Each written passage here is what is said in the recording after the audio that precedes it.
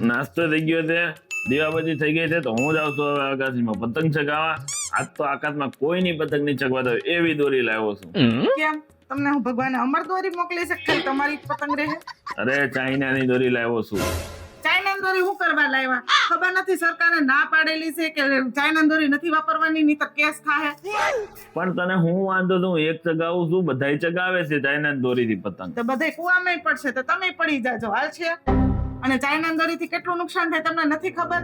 China દોરીથી પક્ષી ઘાયલ થાય છે, છોકરાઓના હાથ કપાઈ જાય છે, ગાડી એકવતા હોય ને એના ગળા કપાઈ જાય, માણસ મરી હોતી જાય છે, ન્યા સુધીનું થઈ જાય છે. એટલે જ તો સરકારે ના પાડી કે સરકાર ગાંડી છે એમને બેન કરેલી છે.